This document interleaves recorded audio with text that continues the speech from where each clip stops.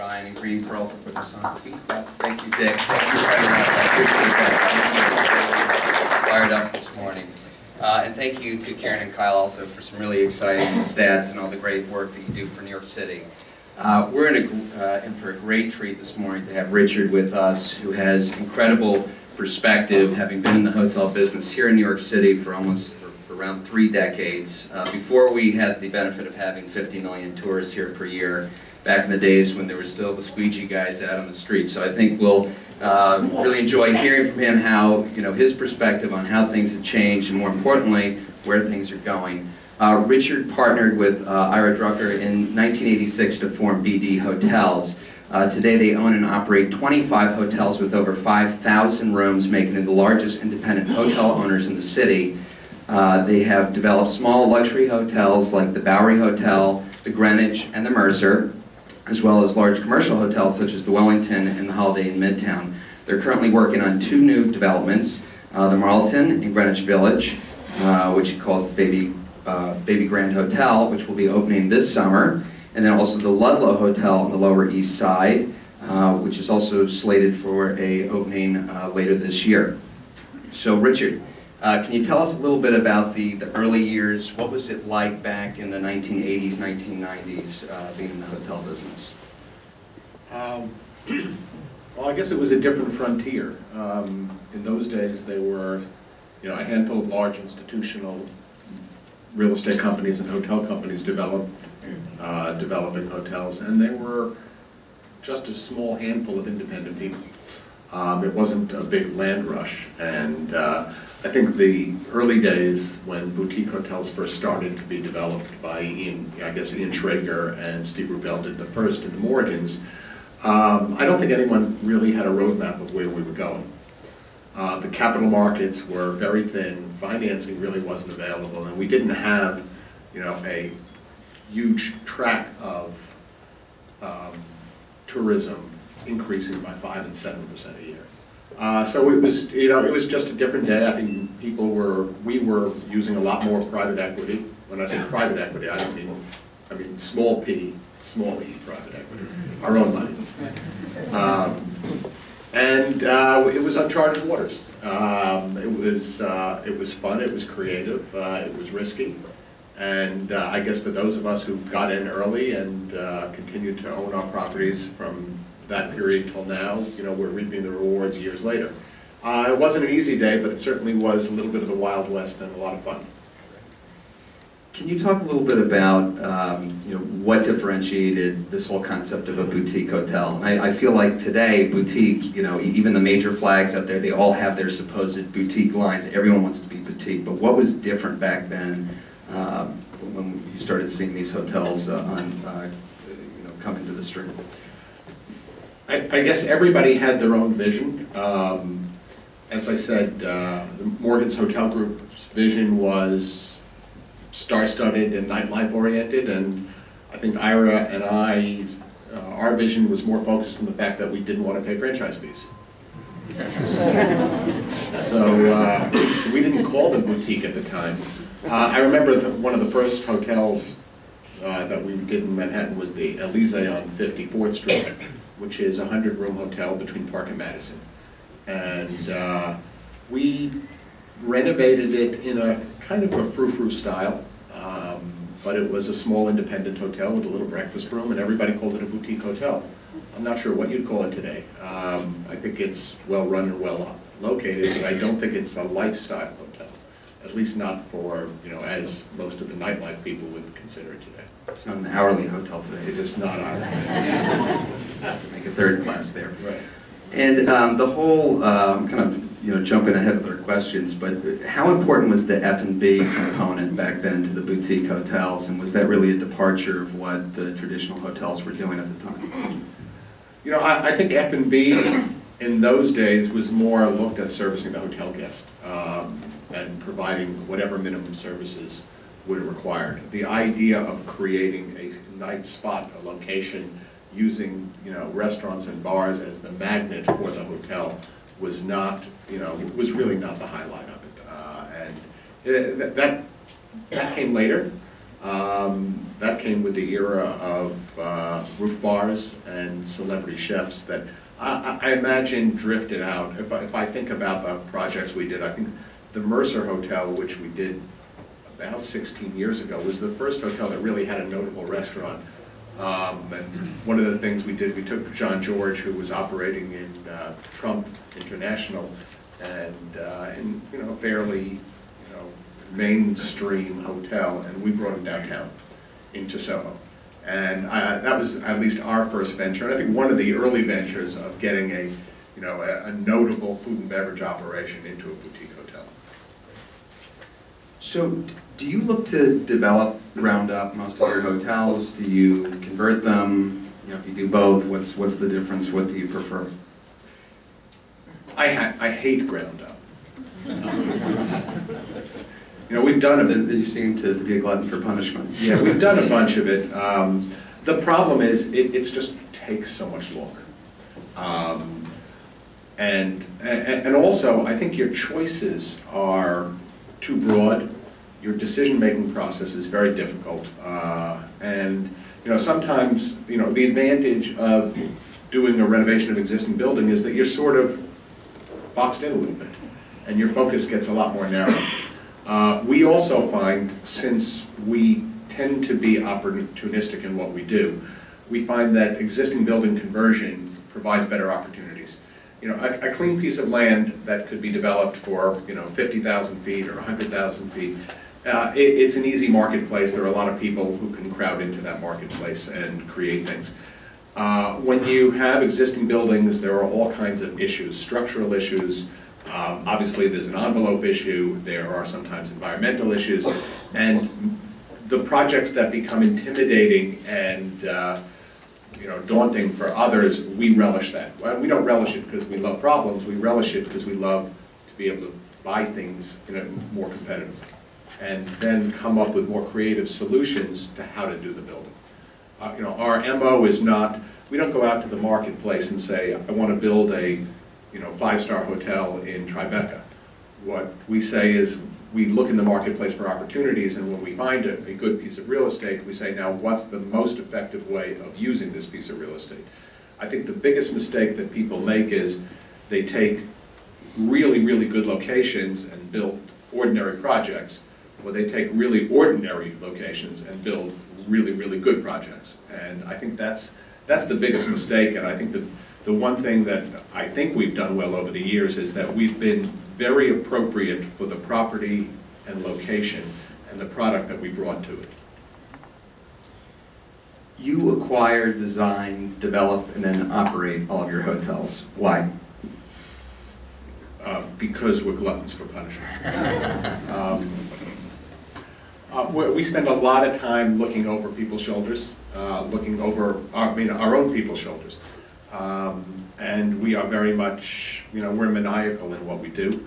We are not very prolific, on a basis of our balance sheet. If one looks at the deals we have in the pipeline, we're basically, moribund.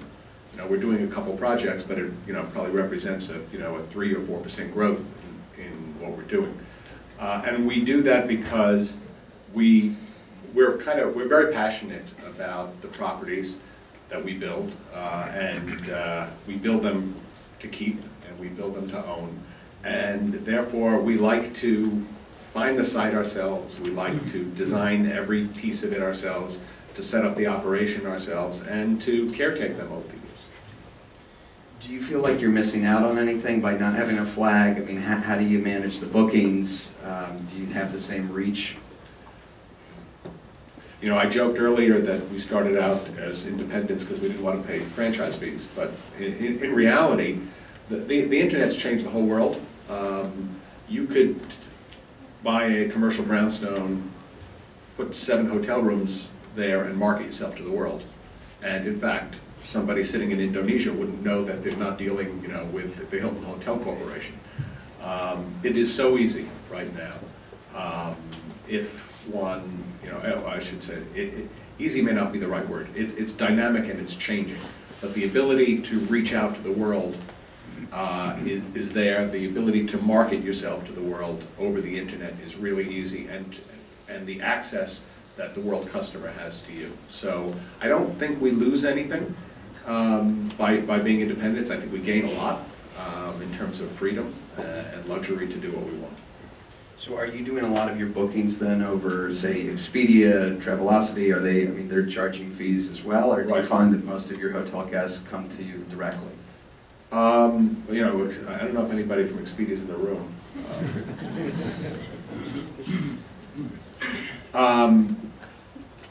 All of the third-party reservation systems are, on one hand, our best friend, and on the other hand, our best enemy. They're our best friend because we can turn the dial and fill up all our rooms. We can decide what rate to set, and Expedia will book your entire hotel room overnight, or your entire hotel overnight. You can sell 1,000 rooms in an hour and a half if you make a mistake and put too low a rate out there. The flip side is that these third-party sites charge you somewhere between 15 and 25% of the room revenue, which is a big bite. So the battle that you have, and again, it's a love-hate relationship, you want to drive 100% of the business directly to your website. On the other hand, you want access to these third-party providers. So you walk a very fine line between, you know, loving them and hating them. You can tell that I wrote this next question. So, Richard, you rarely sell hotels. Right. The market right now is white hot. Why have you not considered taking some chips off the table right now? I guess there are a couple of reasons. The first simple one is just emotional. You know, as I said, we put so much into these things that I don't consider it fungible. Sell this building, buy this building. The other is I think it's very tax inefficient. We have more of difficulty deploying capital. So the idea of saying, hey, somebody's going to pay me a little bit more than I think this is worth, paying taxes, and then having the headache of redeploying the money when we can't deploy what we're trying to do anyway.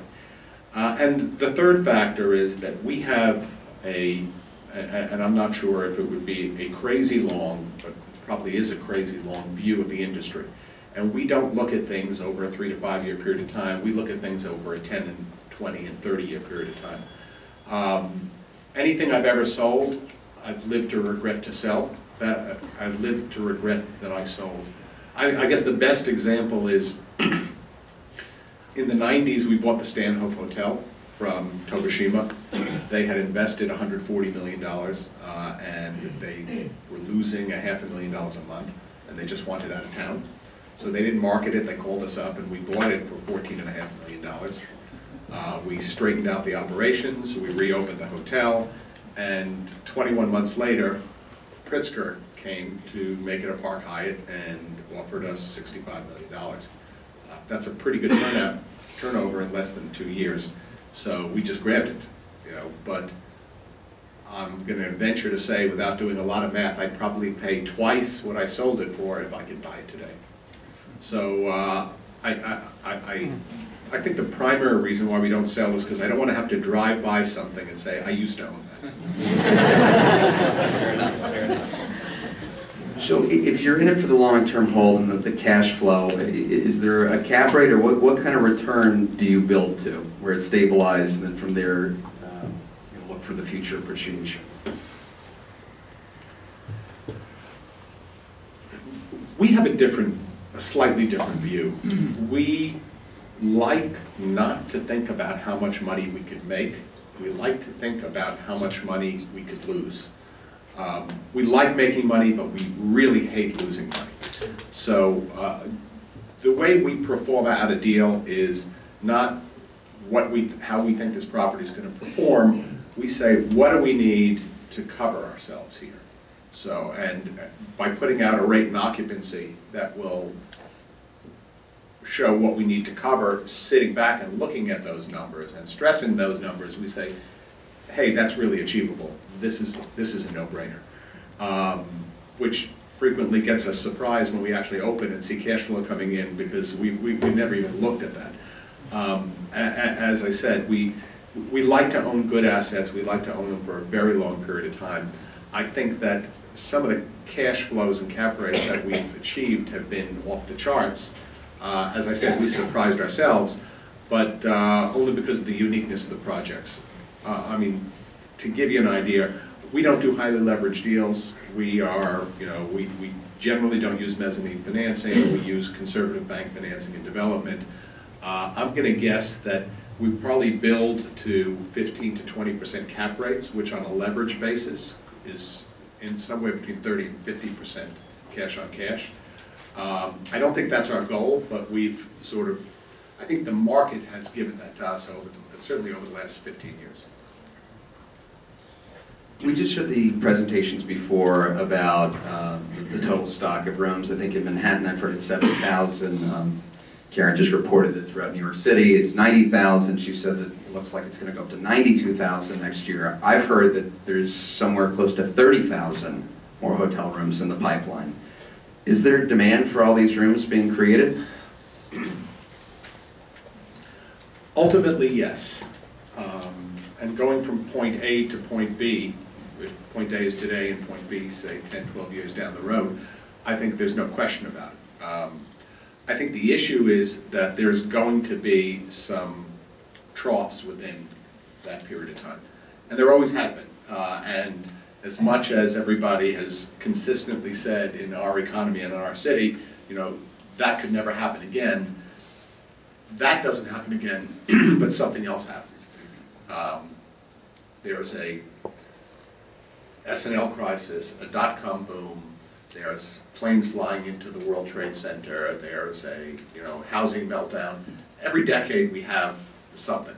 So to answer the question, I think undoubtedly, I think that, I don't know if you want me to talk about this later, but I can sort of tangentially talk about who's coming into New York and why. But the world doesn't embrace America's politics, but the world is living on our culture. And the younger you are, the more that is the case.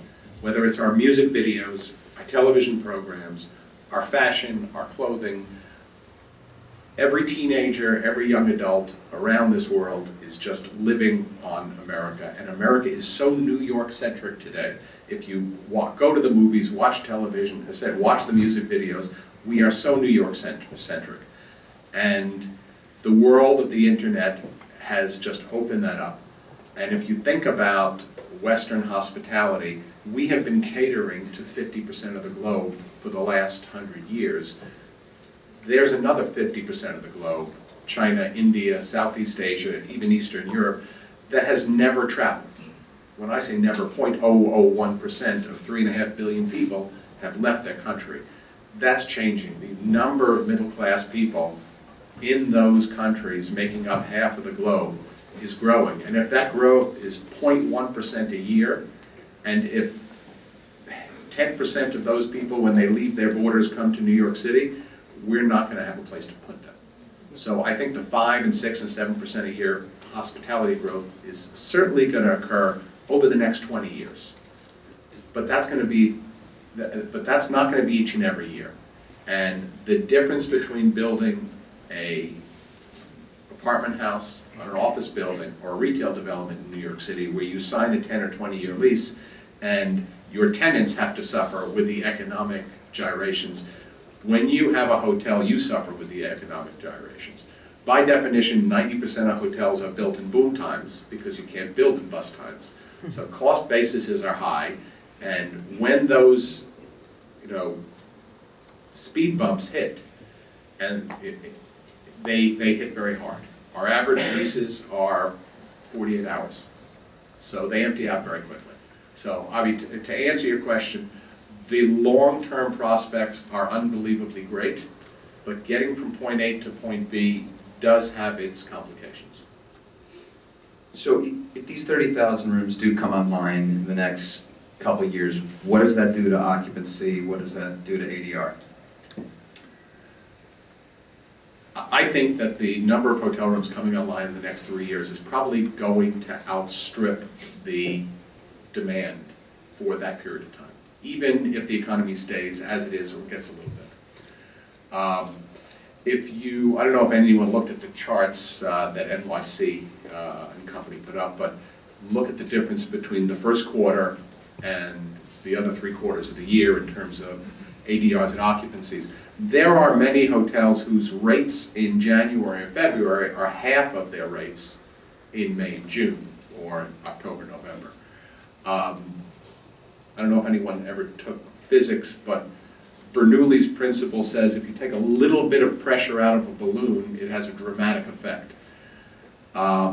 There was a time that New York City would run at a 75 to 80% occupancy and everybody's happy. Now nobody's happy if they have a single hotel room unsold. And, you know, Expedia and direct booking online has really affected that. So everybody's dialing and yield managing online. So when the city is not 88% occupied, but it's 83% occupied, watch those rates collapse. There are websites out there where a hotel guest can sign on to after they make a reservation. And the website will continually check with that hotel and other hotels to see if the rates go down. It will automatically cancel your reservation and rebook it. So if anyone's in the hotel, anyone in the room actually operates hotels, and they're not looking at what my annual revenue is, but let's look at our monthly revenue. Just imagine what would happen if January occurred 12 months a year. It won't take a lot. So a 5% decrease in occupancy is probably going to have a 20 to 25% decrease in rate. I actually said this pre-2008 when asked, and if you look at what happened to hotel rates in 2009, hotel room rates went down by probably 25–30%, and frankly have not fully recovered to where they were in 2007-8. So I think that's what I said, the danger of getting from point A to point B. At the end of the day, New York City will be full, but with 30,000 hotel rooms coming online over the next 3 years, I think undoubtedly there's going to be a little bit of challenge.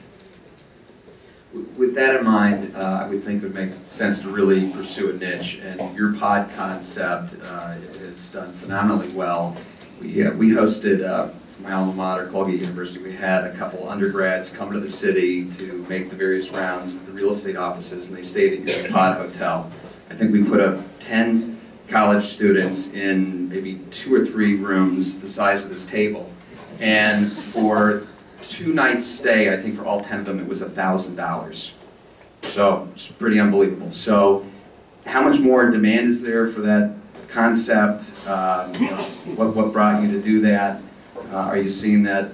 Did you kind of borrow that idea from elsewhere in the world? Okay, well, David, we should have charged him more than $1,000. The first pod hotel was a legacy asset that we owned, was the old Pickwick Arms Hotel on East 51st Street. And we had a muddled vision.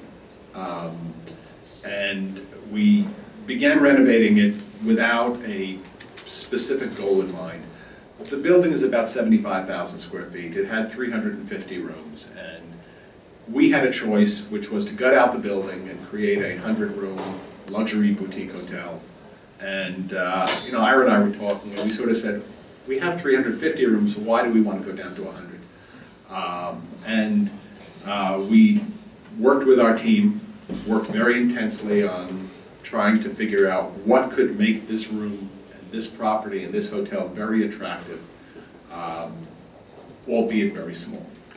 And I think creative design and technology, and the interesting thing, the word I use to describe pod is intelligent.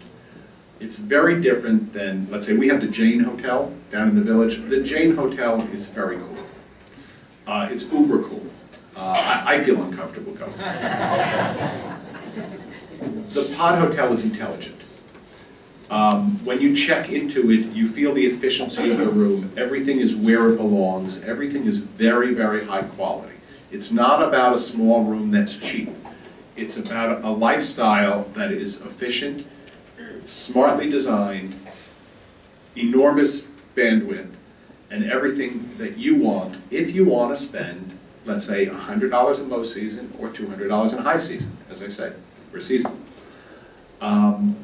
We find we're the same price as the Hilton Garden Inn or the Hampton Inn, and The good news is we make up 0.1% or 0.01% of the inventory, and they make up 30%. The 3-star branded hotels make up 30% of the industry. I don't know how much of the public would prefer to stay with me. I'm the same price. My rooms are half the size, but I have a feeling that if I spoke to half the people in this room would probably opt to say the pod. I think, frankly, I'm looking around, I think more than half the room. And I don't care. I made a joke once where I was walking through what we call the playroom on the new pod hotel, and there were 3 women in there, I'd say late 50s, early 60s, who were sitting there. And I was talking to someone, and I deliberately said out loud, "This hotel is made for young people." And they look up at me, and I said, "That's young people in their 20s, 30s, 40s, 50s, and 60s." And they said, "Bravo." That's really what it is. You know what? I thought we were building it for kids. I just had this vision of backpackers walking through, and that's not the case. I see German couples dressed in black with cropped white hair, and I see Scandinavian backpackers who are in their 40s. I have 50-year-old, two 56-year-old college roommates, 2 women, came in and stayed in bunk beds. Said they had the best time in their lives. I think people like the experience. It's not about small rooms that are cheap. It's about an intelligent environment that people feel good about. And that really is, going back to one of your earlier questions, that's what the boutique hotel is supposed to be about. It's not supposed to be about a nightclub. It's supposed to be about a lifestyle and maybe a slight bit of fantasy about how you see yourself, how you'd like to see yourself when you leave your home and come into New York City. How does it compare to a hostel? And do you see a lot more of these hostels popping up?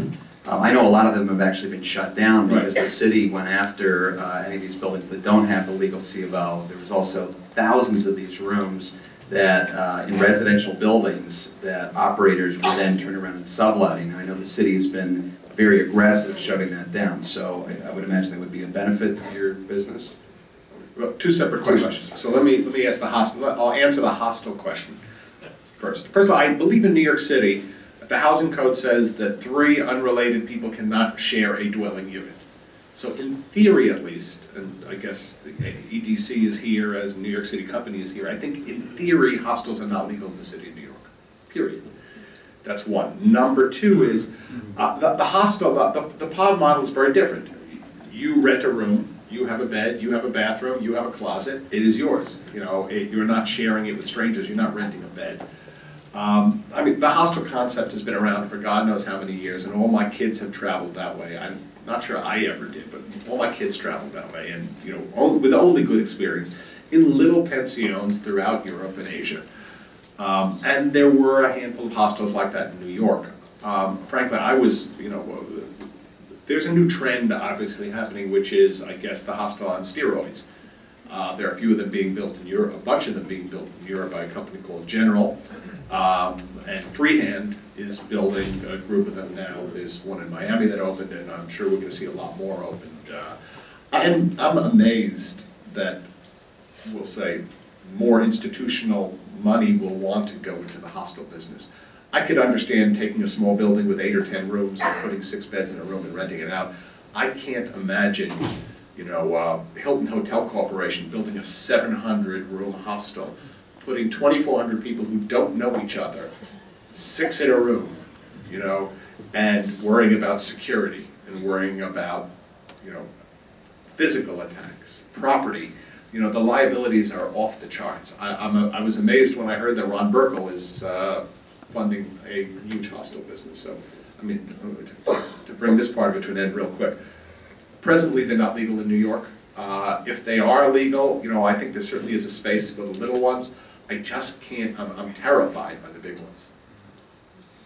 Can you talk a little bit about site selection and neighborhoods? I'm thinking about the Marlton, West 8th Street. When you committed to do that, there was 20 vacancies on that block. I mean, it was a ghost town. And now, you were the pioneer, and all of a sudden Stumptown Coffee is showing up, and the block is filling up. Right. So how do you find these emerging neighborhoods? What attracted that deal? Or the Maritime, or the Bowery on Bowery, or the Mercer in those days, or You know, it's funny, I'll get a call from a broker to tell me about a site, and you know, and give me all the numbers, and I always say, let me go by and take a look.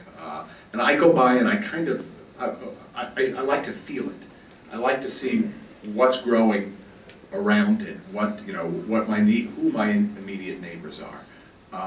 This is really not a science. We have been, I'd like to say skillful, I'm going to guess a little skillful and a little bit lucky in selecting sites, but we do it ephemerally. 8th Street was like crazy. I got a call saying, there is a hotel on 8th Street that is 100 rooms. Would you like to take it over? So I said, excuse me, 8th Street? Where? Between 5th and 6th? I went to NYU. I lived there. I mean, we're on 8th Street. And there was this building. It was called the Marlton Hotel. It was opened in 1900. It was operated as a dormitory for the New School for 25 years. And it was the home of the beatnik generation. Jack Kerouac was there. The number of literary people, the number of the community that lived in this building in the 50s and 60s was just amazing. The history and the bones of the building are really great. But you walk down 8th Street, and it was basically where it was, as we said, it was a street with a lot of soul, because all the shoe stores were there, all the discount cheap shoe stores, and tattoo parlors, and piercing parlors. And I'm happy to say that it's not a big street from 5th to 6th. There have been 45 retail turnovers since we got to 8th Street. And I think we're a little part of it. I know that because there was this little coffee guy. He had this 2x2 coffee place, Turkish fellow, and he was the owner, operator, cleaner, and everything. And every time he got in, he would tell me, "Oh, by the way, they're changing because of you. We're looking forward." So the problem is Stumptown just knocked him out. But 8th Street's coming alive. The number of restaurants and bars and stores there, it's going to be Champs-Élysées of Lower Manhattan. On that note, we heard from, Kieran said that there's a need for more luxury hotels. Do you agree with that? Do you think that, the 5-star, full-service hotel, can they be profitable today? Should we ask if anyone from the Four Seasons is in the room? Yeah, no. Other than occasionally staying there, I have no liability from Four Seasons. I think the answer is, if done right, there's room for everything. I think that the issue one would have is realistic expectations, and I don't know what it takes to build a hotel to have a $750 or $800 ADR. We have a couple of them. I'm amazed that the Mercer Hotel still has a $780 ADR 15 years after it opened. We built the Greenwich Hotel down in Tribeca. Robert De Niro owned the Tribeca Film Center. He owned a parking lot next door. He owned it for many years. He had dreams of building a hotel, and he knocked on our door and said, "You want to do it together?" So we met with him. I looked at the numbers and I said, "This is crazy. It's a stupid deal. It's never going to work." And Ira said, "Let's do it. It's going to be a lot of fun." So I let Ira and Robert De Niro spend 3.5, 4 years spending our money fast and furiously, without a budget and without a projection. I mean, we made a projection for the banks, but that was for the banks. But the passion that they brought to the project and the devil-may-care way that they spent money effectively built a project that no sane person would ever do.